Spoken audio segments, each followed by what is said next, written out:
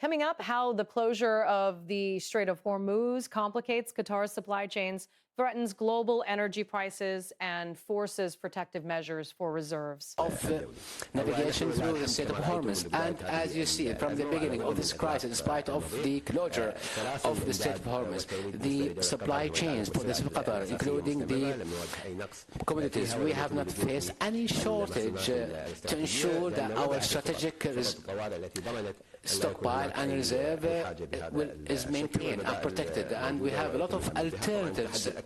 Whereas the biggest challenge we face now with respect to the export of energy-related products, oil and gas, which actually affect the prices of energy worldwide. Yes, currently we are undertaking a special preparation, but the closure of the Strait of Hormuz will make it complicated for the supply chain worldwide.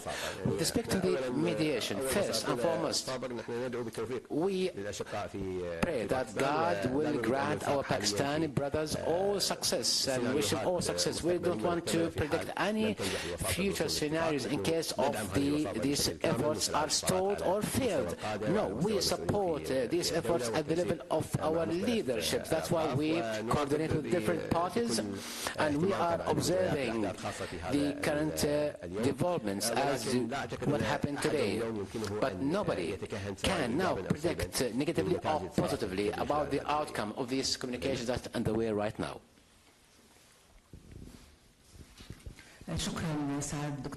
Doctor, thank you. Doctor, further to your response, His Highness the Emir held talk with the American president, who actually decided to postpone the strike. Is it a temporary postponing, or this is another warning, or are we going to experience war? We have, for example, Al-Khartiyat gas or oil tank has actually passed the Strait. Next, Qatar backs Pakistani-led mediation and urges diplomacy, coordinating with regional and international partners to avoid escalation and seek a lasting calm. Hormuz, does that mean that Qatar started to export its energy-related products with respect to His Excellency President Trump? As you know, the leaders of this region, they have a clear stance to maintain the current ceasefire in order to reach a permanent agreement to ensure the security of this part of the world. As you currently witnessed an escalation that affected the nations of this region. This is Qatar. Years ago, we have warned that we need to ensure a sustainable peace is established. Otherwise, we will witness all-out war. That's why we focus on maintaining peace. Even the effect of this kind of war goes beyond this region. So the question is, this announcement by His Excellency Mr. President Trump focuses on maintaining ceasefire or peace or a period of calm. I believe we need to give another chance to diplomacy to maintain communication in this context. I will not comment on the nature of the extension or the postponing or putting these strikes on hold by the American president. As you know, the leaders of this region, they maintain ongoing communications and coordinations along with our international partners to ensure that we will avoid any escalation in the future.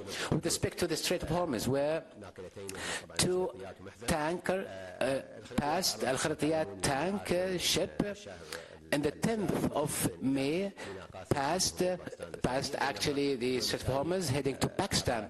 The next day, another tank called Mihzam also passed the Strait of Hormuz heading to Pakistan. There are two. And ahead, despite two tankers passing under regional coordination, the strait remains largely closed, raising fears of all-out war and straining relations with Iran. Two oil gas shipments that managed to pass the Strait of Hormuz during this crisis. This took place on the light of regional coordination to ensure the opening of the Strait of Hormuz in coordination with our Pakistani brothers. But that doesn't mean that the Strait of Hormuz is completely open and things got back to normal, except these 2 tanks. In addition, yes, currently we have 10 shipments still actually suspended and cannot be actually traveled or cannot be dispatched through the passage of Hormuz. You no longer want to ask a question? Or? Yeah. Go ahead.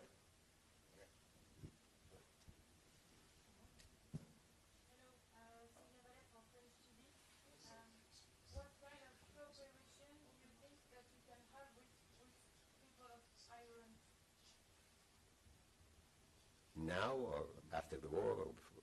Now. For the state of Qatar, our position has always been very clear. There was an aggression against our country by Iran. It was against the sovereignty of Qatar, against the people of Qatar, and against the wealth of and the prosperity of our people. This is not something that we take lightly, and we have taken all the precautions and the contingencies to make sure that our people are safe. The people of Iran are like the other peoples in the region.